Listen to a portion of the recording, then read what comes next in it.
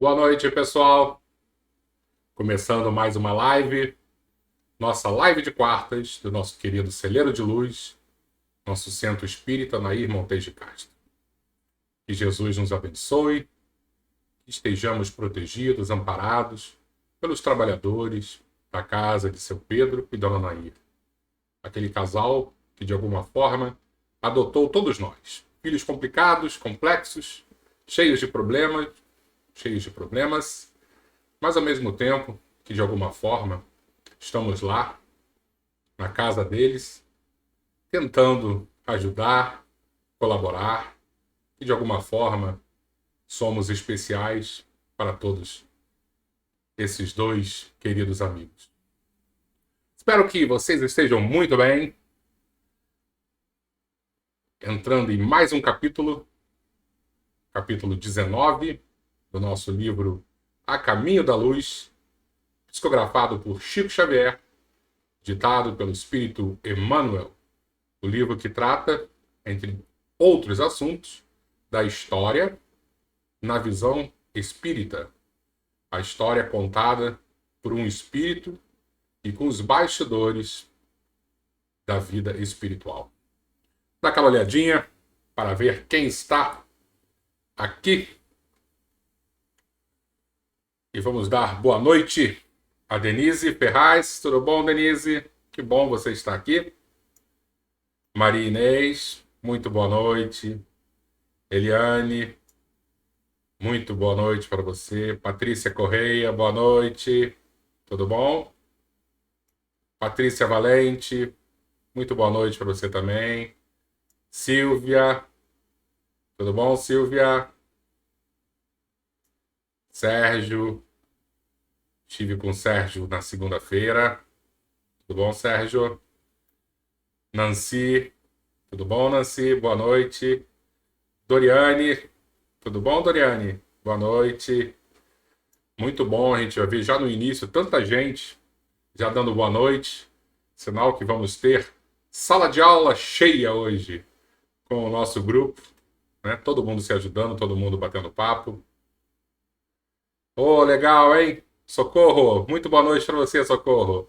Seu Carlos já está em casa, hein? Que bom, que bom. Um grande beijo para ele e para a senhora, tá? Fique com Deus e que essa noite seja muito abençoada, que possamos ler, conversar, bater papo. Ritinha, tudo bom, Ritinha? Um beijão para você. E hoje, deixa eu achar aqui onde é que está. Vamos falar sobre as cruzadas e o fim da Idade Média. Tá? Lembrando que ainda estamos na Idade Média. A Idade Média inicia ali na queda do Império Romano do Ocidente. A gente já falou isso algumas vezes, né? Nos capítulos anteriores. E vai até a queda do Império Romano do Oriente, que a capital era Constantinopla, se eu não me engano, em 1453. Depois a minha professora de história, a Silvia, pode confirmar, mas eu acho que foi 1453.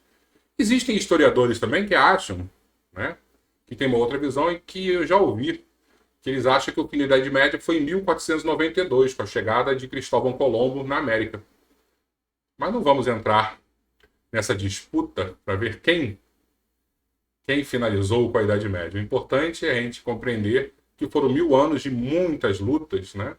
Porque principalmente o Império Romano, que seria a nossa base, né, cristã, aquele porto seguro para levar as tradições familiares, né, os valores da família e o direito romano, que seriam as bases, somado a isso tudo também com a filosofia grega e a moral cristã, isso seria de extrema importância se conseguíssemos levar para os povos, né, que estavam ao redor do Império Romano. Então, você pegar os bárbaros, educar, ensinar a escrita, a leitura, passar todos esses valores, principalmente os valores cristãos, esse era o papel de Roma. Só que, infelizmente, não deu certo e entramos nesses 1000 anos aí de trevas, e eu vou botar trevas entre aspas, que houve, claro, luzes, diversas luzes que brilharam e ajudaram a gente, como São Francisco de Assis, vimos semana passada, né? E Hoje a gente vai falar sobre essa reta final. O que eu fiz? Eu lembrei que a nossa Casa Espírita já disponibilizou uma série no YouTube sobre a história do cristianismo. E tem um capítulo só sobre as cruzadas. E aí, como eu não sou bobo, eu peguei, baixei aqui pra gente e vamos utilizar, acho que são 8 minutinhos de uma introdução que vai falar sobre as cruzadas, os efeitos das cruzadas, e depois a gente começa a ler com essa base, com essa introdução. Eu acho que vai ser mais fácil de compreendermos alguns detalhes. Tá bom? Deixa eu ver se temos alguma movimentação aqui. Maria Inês, a Sônia, a Maria, boa noite. E a Silvia. Isso, as duas divisões são corretas, né, Silvia? É isso mesmo. Obrigado pela sua ajuda. Então vamos colocar aqui o nosso videozinho. E assim a gente, ao terminar, eu volto. Tá bom? Daqui a pouco eu estou de volta, então.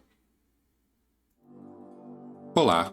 Dando prosseguimento à nossa série de estudos, hoje falaremos sobre as Cruzadas, um período onde os fiéis são soldados do Cristo. Que Ele, o Divino Mestre, nos abençoe e possamos ter um ótimo aprendizado diário.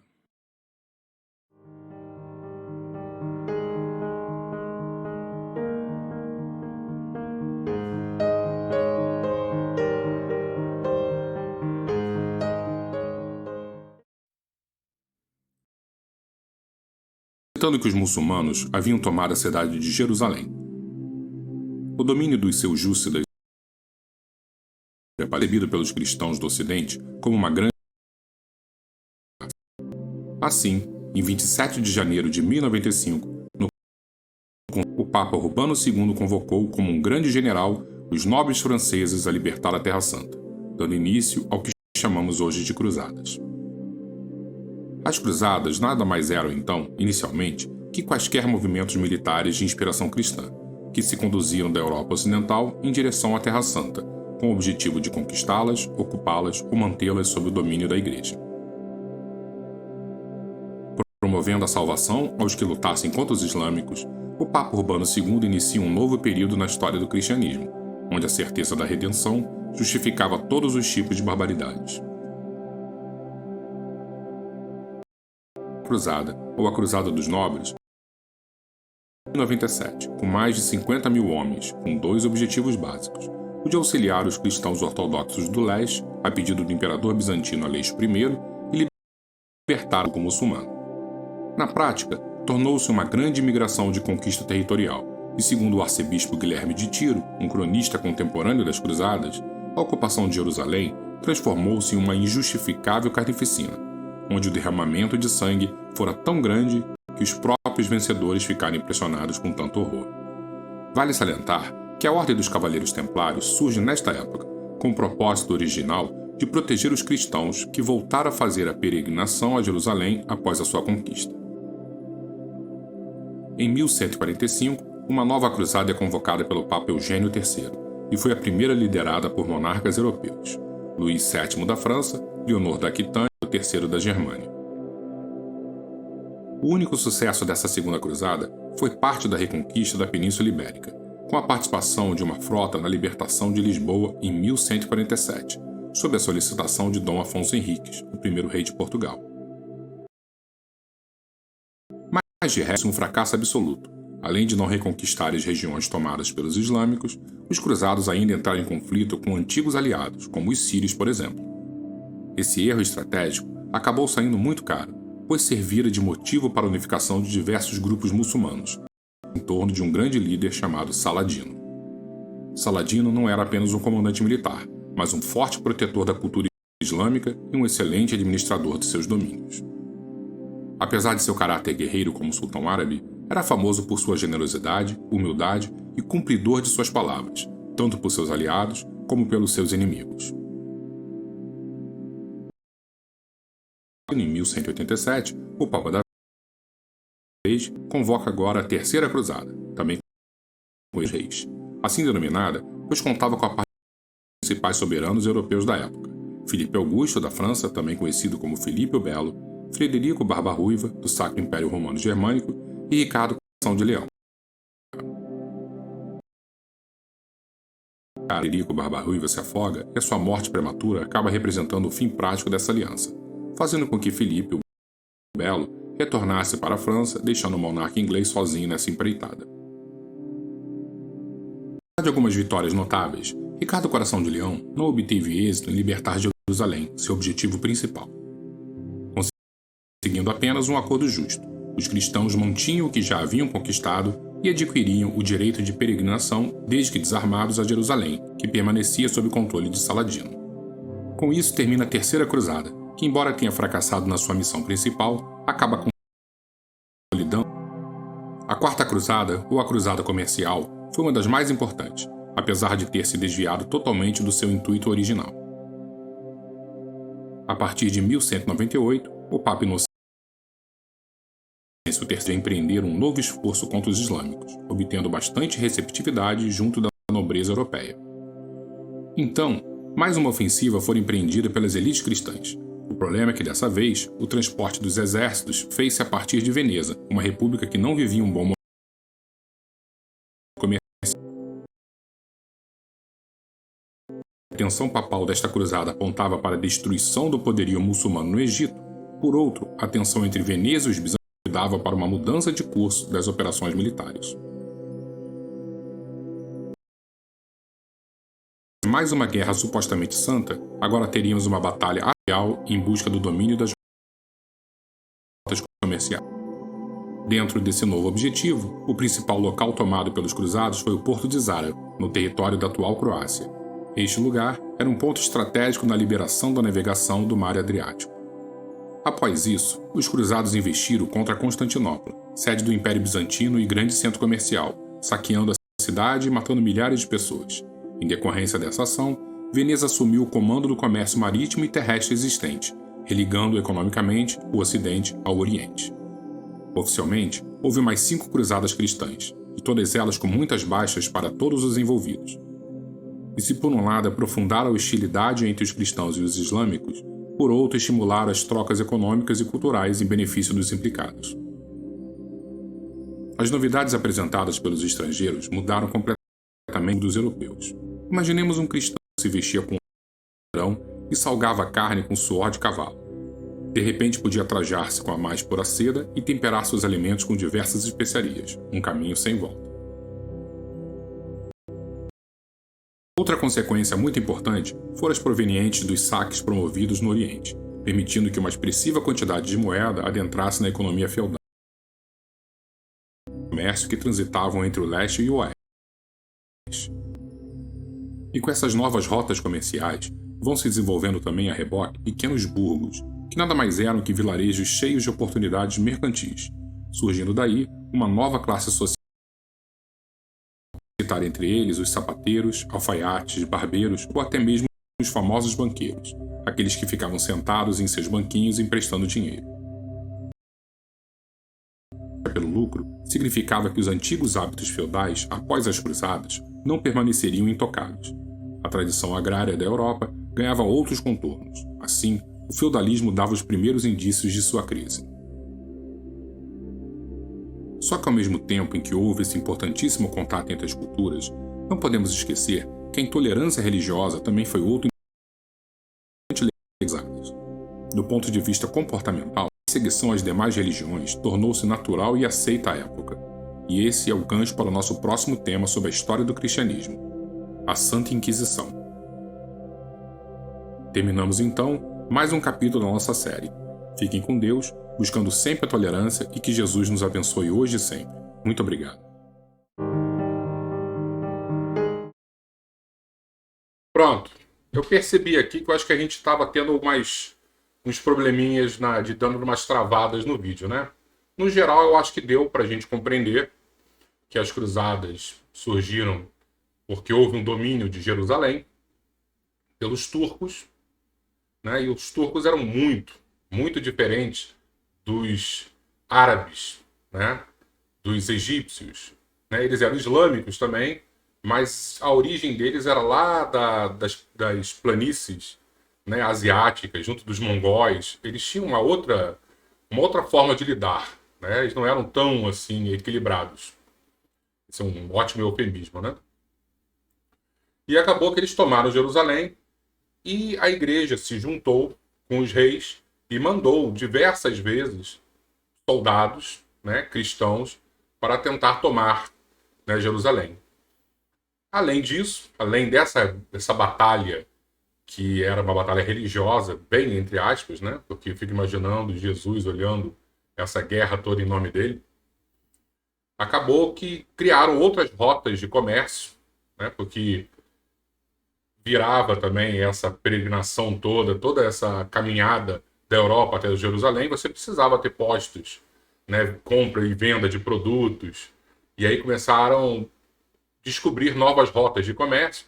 E aí, eu acho que foi a quarta cruzada, né, que a gente viu no vídeo, que era uma cruzada muito mais comercial. E, de alguma forma, isso favoreceu a troca, o comércio, e aí chegamos até a criação de uma burguesia. Tá? Então, quando a gente começar a ler o livro, nós vamos ver de maneira mais, né, explícita tudo isso que eu estou falando aqui.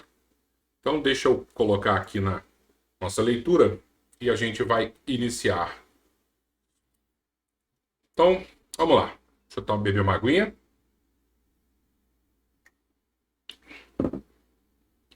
As Cruzadas e o fim da Idade Média. As primeiras cruzadas. Reportando-nos ao século XI, as cruzadas nos merecem especial referência, dados os seus movimentos característicos da época. Desde Constantino, lembrando que Constantino era aquele imperador romano, né, que se transformou, que se converteu ao cristianismo, desde Constantino que os lugares santos da Palestina haviam adquirido considerável importância para a Europa Ocidental. Então, quando Roma se converte, né, todo aquele território vira cristão. Então, Jerusalém era uma cidade sagrada para os cristãos? Era. Então, como Roma toda era cristã, é nada mais justo do que haver uma peregrinação até Jerusalém. Milhares de peregrinos visitavam anualmente a paisagem triste de Jerusalém, identificando os caminhos da paixão de Jesus ou os traços da vida dos apóstolos. Enquanto dominavam na região os árabes de Bagdá ou do Egito, tá? E aí a gente já está falando um tempo depois, porque o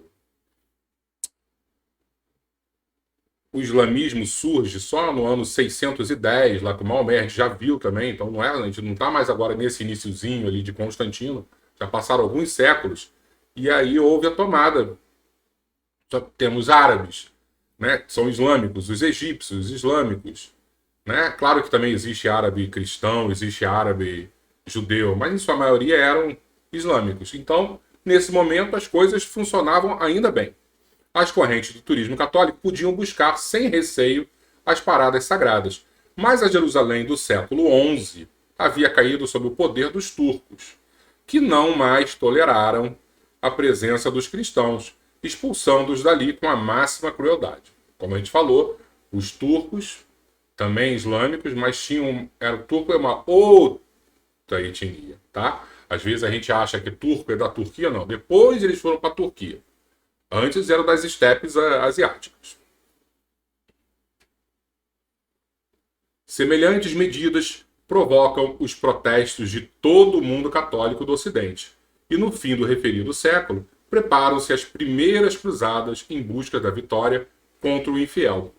A primeira expedição que saiu dos centros mais civilizados, sob o comando de Pedro, o eremita, não chegou a ausentar-se da Europa, dispersada que foi pelos búlgaros e húngaros, que os húngaros também eram muito violentos. Então não conseguiram nem chegar em Jerusalém a primeira cruzada, tá?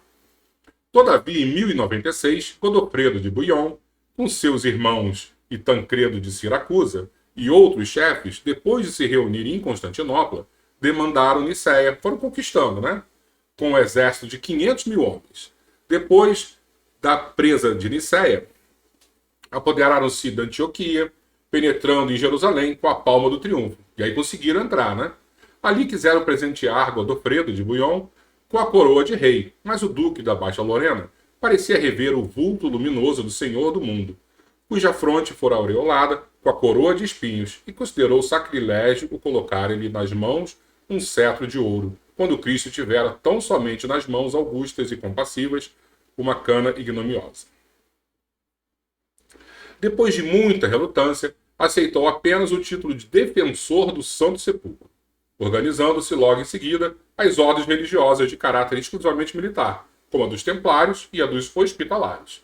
Então no vídeo a gente falou, não sei se ficou claro, né, que os templários eram aqueles soldados cristãos que acabavam protegendo a peregrinação.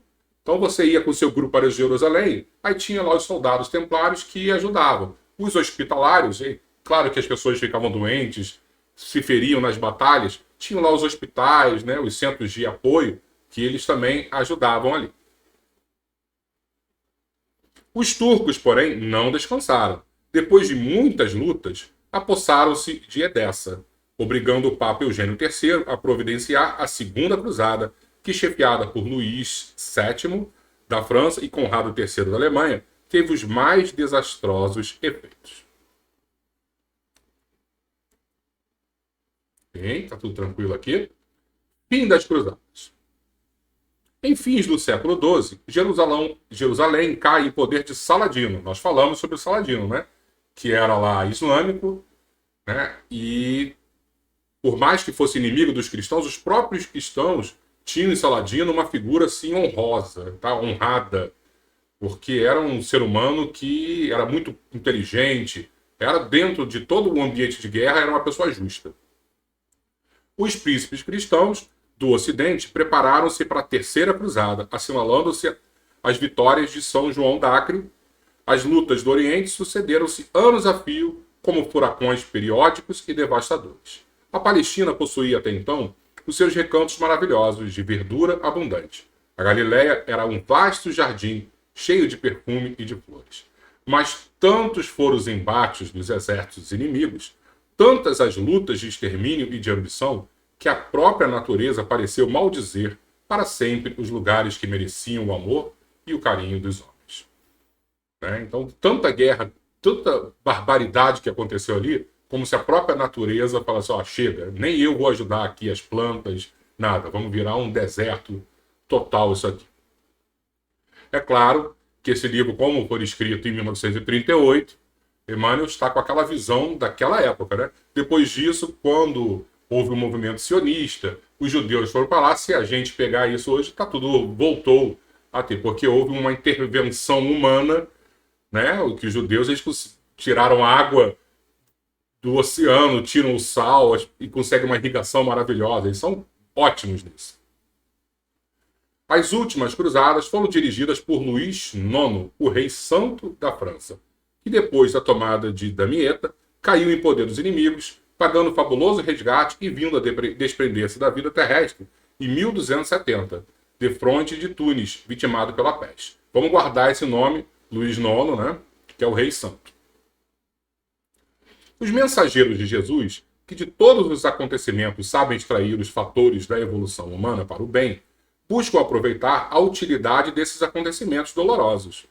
Foi por essa razão que as cruzadas, não obstante o seu caráter anticristão, quando diz anticristão, não era apenas porque o islamismo contra o cristianismo, não. O próprio cristão era anticristão. Porque se a gente abre o evangelho e lê, ali é só paz, só perdão, só compreensão. Então qualquer movimento de guerra, de alguma forma, vai ter esse caráter anticristão.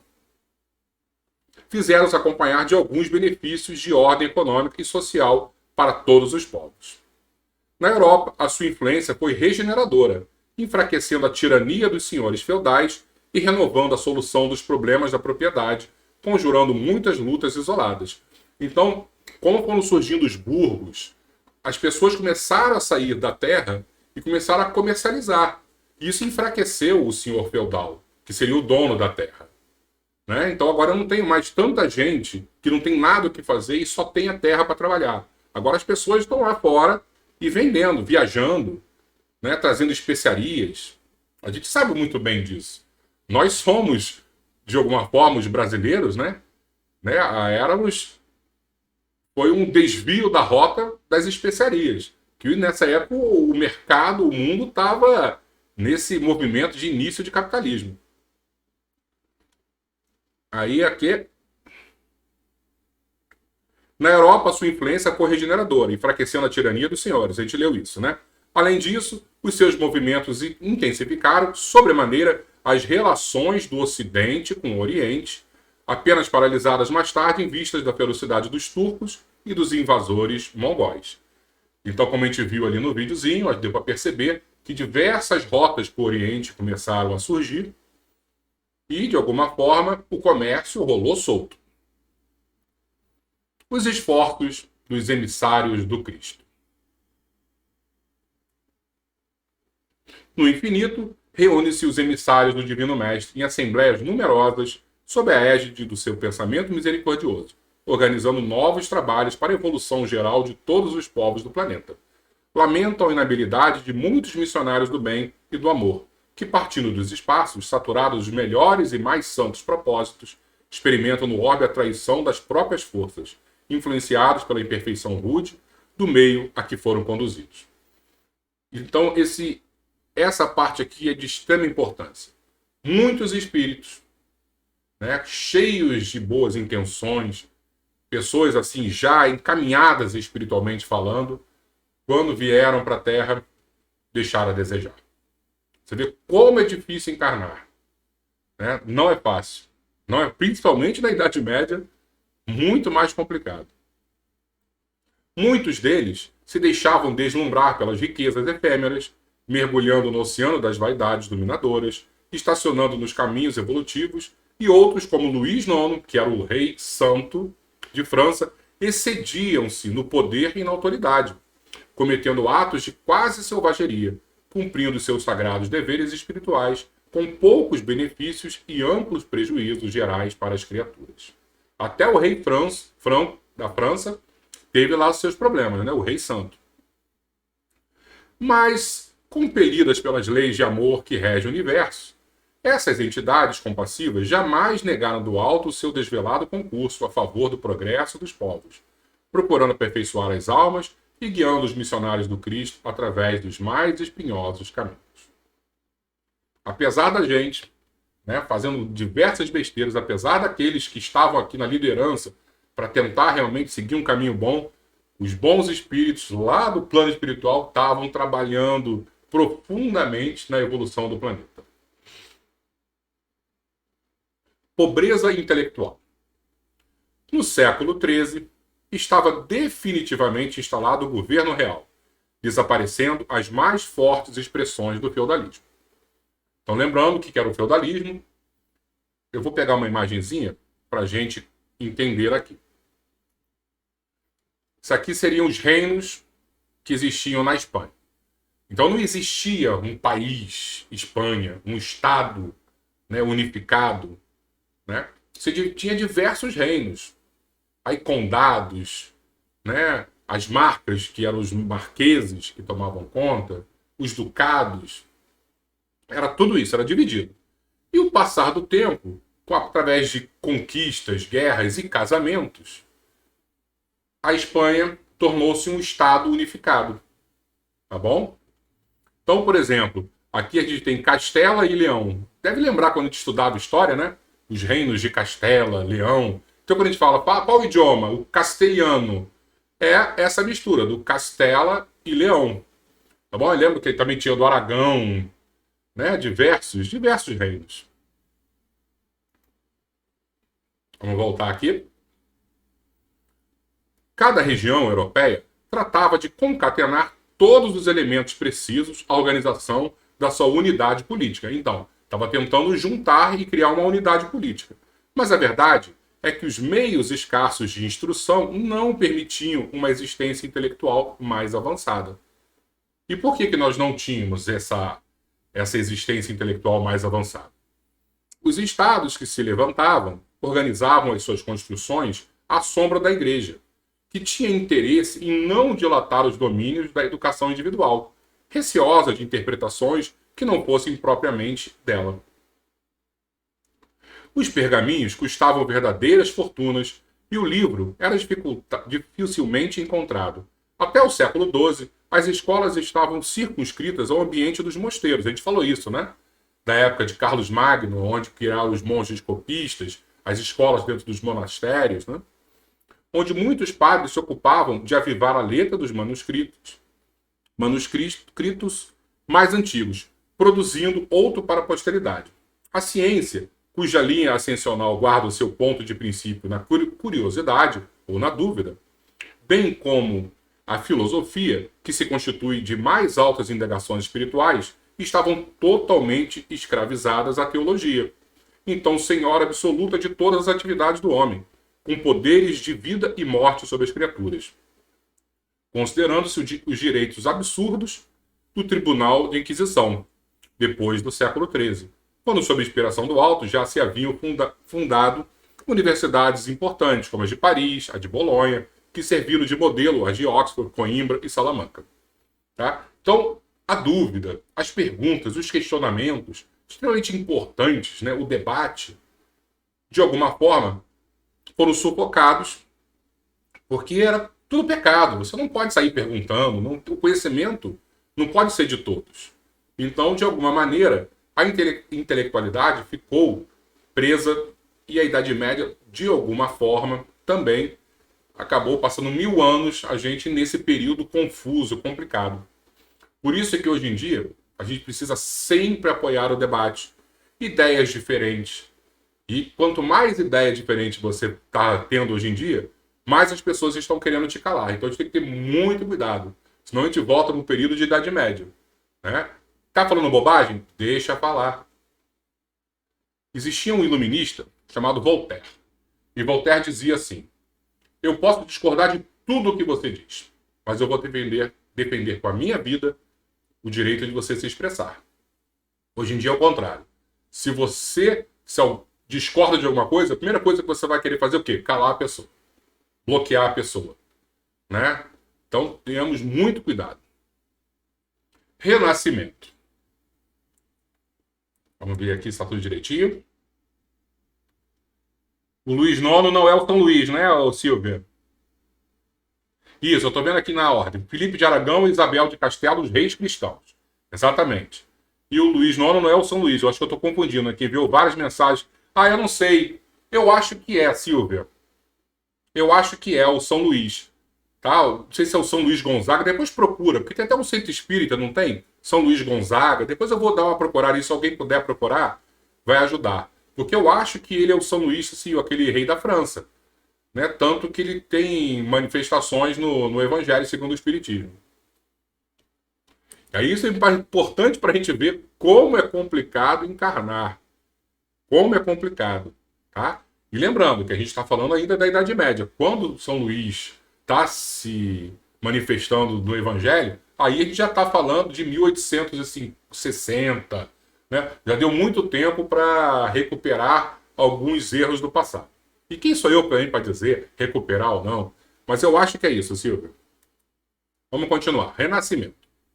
E lembrando que esse renascimento ainda não é o renascimento que aconteceu na Itália, especificamente ali em Florença, um pouquinho menos em Siena, tá? A gente está falando desse pré-renascimento. A esse tempo, opera-se um verdadeiro renascimento da vida intelectual dos povos mais evolvidos do mundo europeu. Evolvidos é a mesma coisa que evoluídos. A universidade se construía de 4 faculdades: teologia, medicina, direito e artes. O direito é extremamente importante, reunindo milhares de inteligência ávidas de ensino, que seriam os grandes elementos de preparação do porvir. Eu acho interessante ele falar Rogério Bacon, né? Eu não consigo falar. Sempre para mim é o Roger Bacon, franciscano inglês, notável por seus estudos e iniciativas, é um dos pontos culminantes dessa renascença espiritual. A Igreja, contudo, proibindo o exame e a livre opinião, prejudicou esse surto evolutivo máximo do capítulo da medicina, que, desprezando a observação atenta de todos os fatos, se entregou à magia, com sérios prejuízos para a coletividade. Favorecida pela necessidade dos panoramas imponentes do culto externo da religião e pela fortuna particular, a arquitetura foi a mais cultivada de todas as artes em vista das grandes e numerosas construções então em voga. Com a influência indireta dos guias espirituais dos vários agrupamentos de povos, consolidam-se as expressões linguísticas de cada país, formando-se grandes tradições literárias de cada região. E aí, o que eu fiz? Obrigado, Nancy. Nancy tá vendo aqui que é o mesmo, né? É isso mesmo. E aí eu peguei uma coisinha aqui interessante, já que ele está falando de arquitetura. Existe uma passagem no Evangelho que é muito bonita, quando Jesus ele chama os cristãos de pedra angular, né? Que de alguma forma nós somos, né? Cada um tipo diferente, mas somos a pedra angular do cristianismo. O que seria pedra angular? Já que a gente está falando aí de engenharia, de arquitetura. Essa imagenzinha à esquerda, em preto e branco, e temos ali uma com uma cor diferente, que está lá em cima do arco. Essa é a tal da pedra angular. Que com essa, você mantém toda a estrutura. Ela absorve as forças de maneira, assim, muito, muito ideal, e você consegue manter a estrutura do arco. Isso foi uma invenção maravilhosa dos romanos.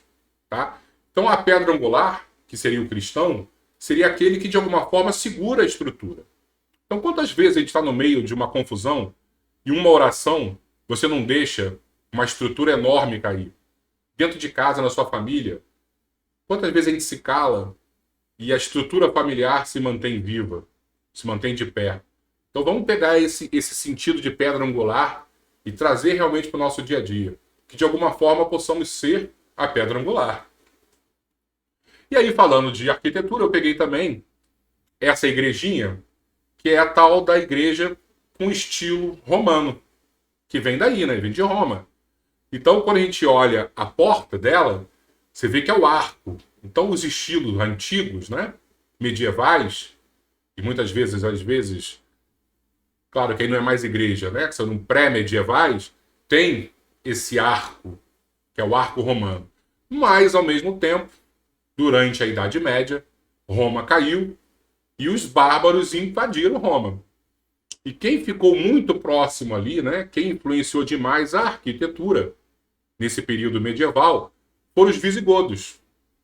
E qual foi a arte que surgiu com os visigodos? A arte gótica. E aí você pega, por exemplo, a Catedral de Notre Dame, com um estilo que não é mais medieval, já é um estilo gótico. E esse nome gótico vem justamente isso, né? Uma arte dos godos, né? E era um nome totalmente pejorativo. Semana passada a gente falou de Giorgio Vasari, que era o pai da história da arte, né? Que antes disso você não existia, ninguém contava a história da arte. E ele começou a contar. E ele chamava a arte medieval, já que ele já era um período renascentista italiano, ele achava uma arte menor. E de maneira pejorativa ele chamou a arte dos visigodos, que era a arte gótica. E aí quando você vê a arte gótica, você tem uma estrutura de engenharia muito mais firme do que as anteriores. E aí você não precisa ter paredes, né? Aqueles paredões, você já consegue colocar esses vidros que está aqui no meio, né? Você consegue, aí você tem uns vitrais maravilhosos, que a iluminação entra na igreja e é como se Deus estivesse entrando. É uma arte belíssima. E você vê que não tem mais aqui na porta, não é mais o arco romano. Deixa eu ver se eu consigo aumentar aqui para a gente ver. Tá vendo que não é mais o arco? Ele é uma forma de ogiva. Então já ia uma outra característica. Isso é só para a gente dar uma pausazinha em história e entrar um pouquinho em história da arte, tá bom? Vamos voltar aqui ao nosso livro. Transmigração de povos.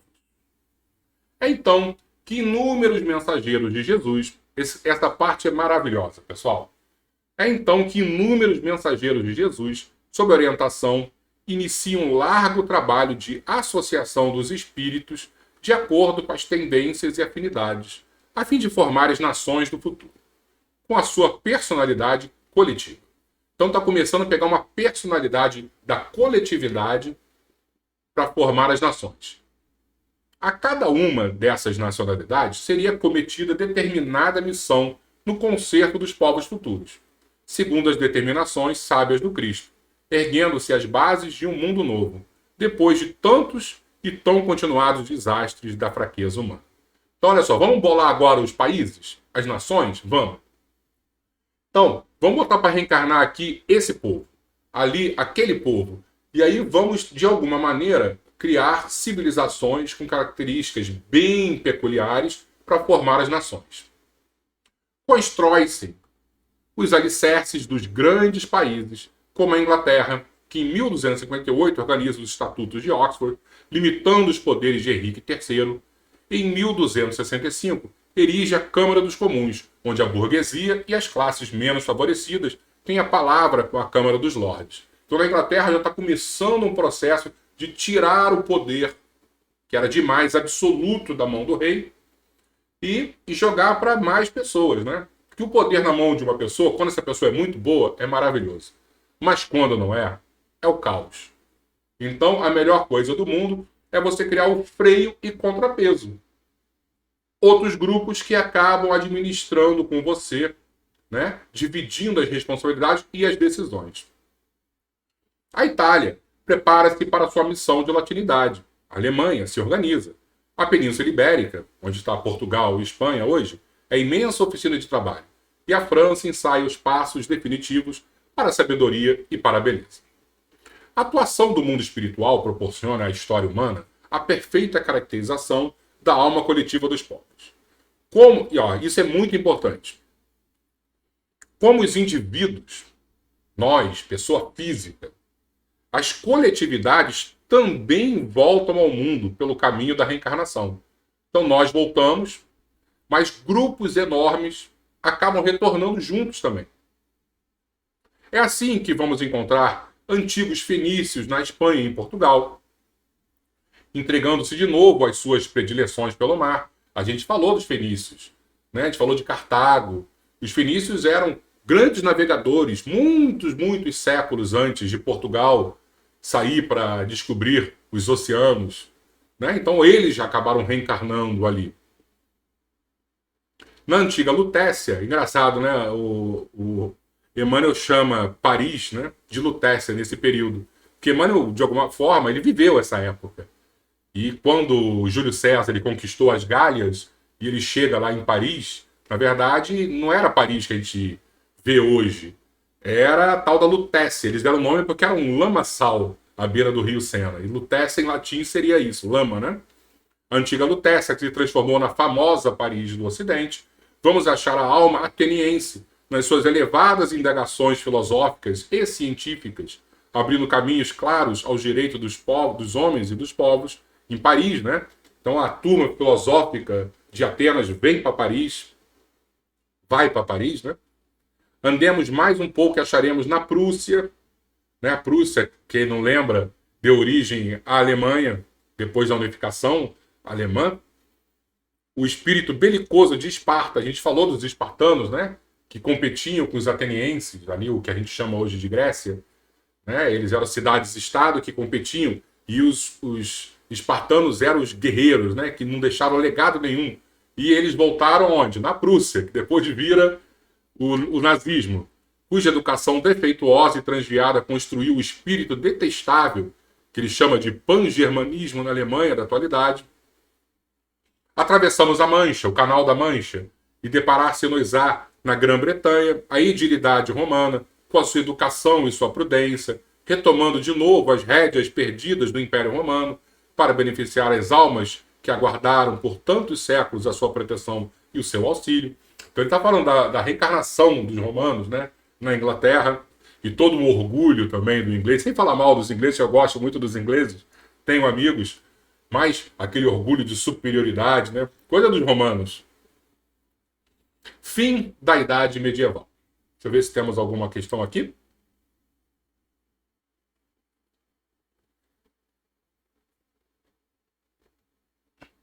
Ó, a Doriane está perguntando ogivas, isso?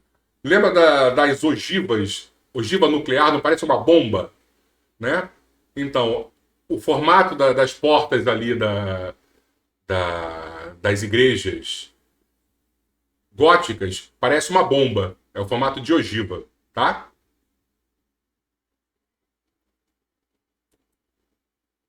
Fim da Idade Medieval. Do plano invisível, em todos os tempos, os espíritos abnegados acompanharam a humanidade em seus dias de martírio e de glorificação, lutando sempre pela paz e pelo bem de todas as criaturas. Referindo-nos, diz Cantillon, como medida, a nobre figura de Joana d'Arc, que cumpriu elevada missão adstrita aos princípios de justiça e de fraternidade da Terra, e as guerras dolorosas que assinalaram o fim da Idade Medieval.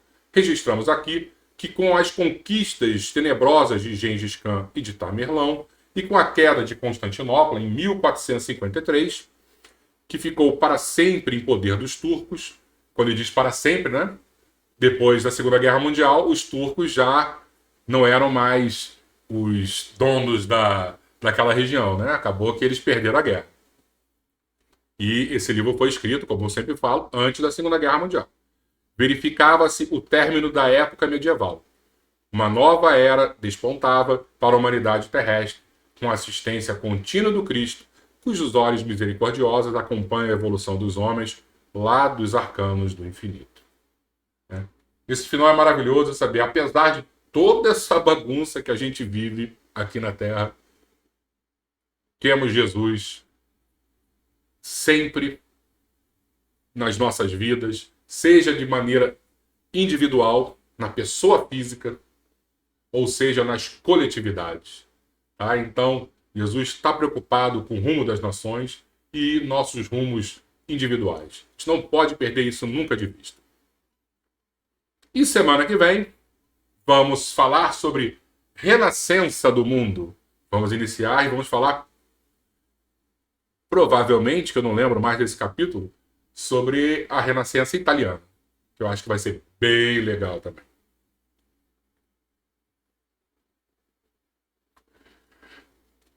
Pessoal, chegamos ao final de mais um capítulo.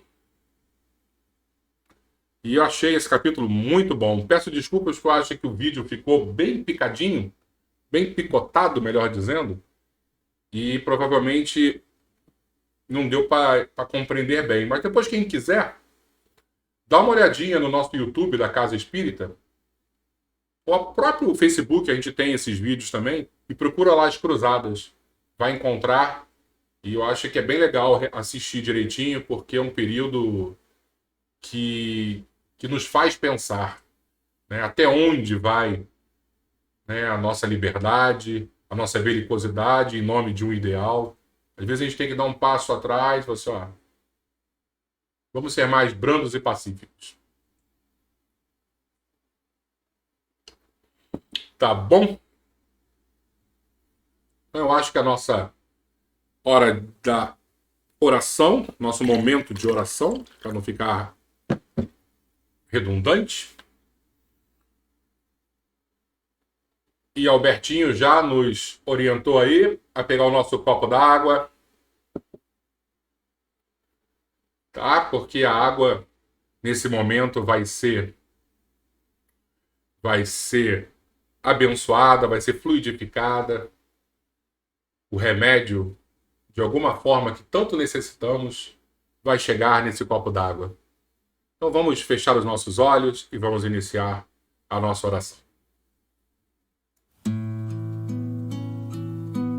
E esse é o momento da gente se conectar com Jesus.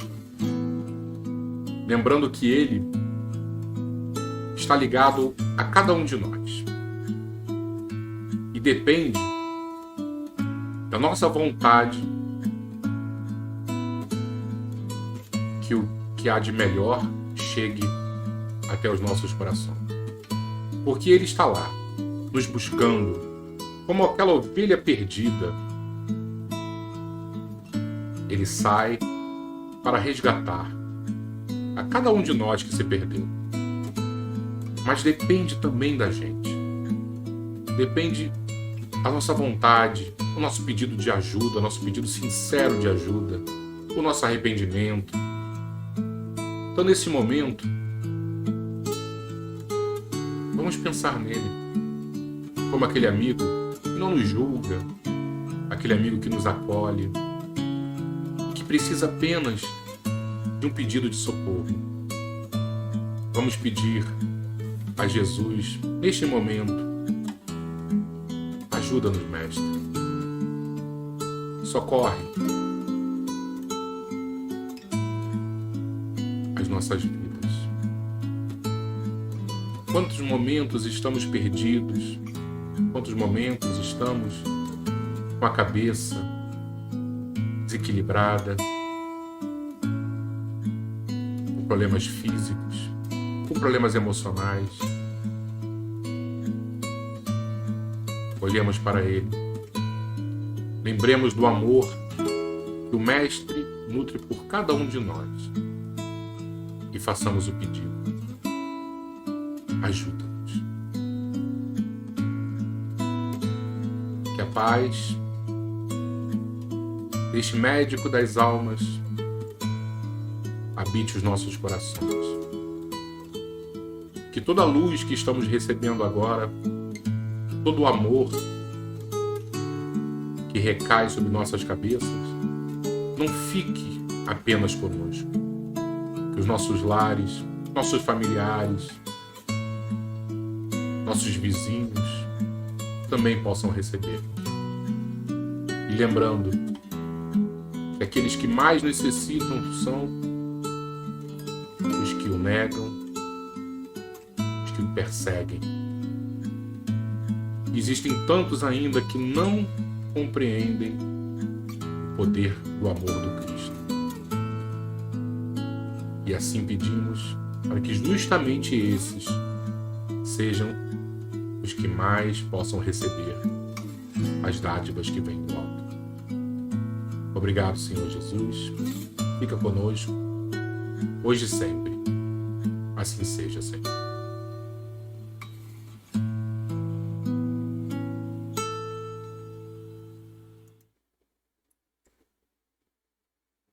Muito obrigado, pessoal. Foi um ótimo estudo hoje com vocês. Achei que aproveitamos demais. Eu aproveito demais. Quando eu começo a sentar para fazer o estudo, eu aprendo tanta coisa. É tão bom. E é muito legal poder dividir com vocês. Né? Eu fico realmente lisonjeado da gente ter esse espaço aqui de bate-papo, de aprendizado. Né? E no final, essa oração que é tão importante para os nossos lares. Muito importante, eu fico muito feliz mesmo. Ótima noite a todos vocês e que Jesus continue fazendo parte, né, desses momentos de nossas vidas. Beijo em todos, fiquem com Ele, fiquem com Jesus, fiquem com Deus acima de tudo. Ótima noite a todos nós.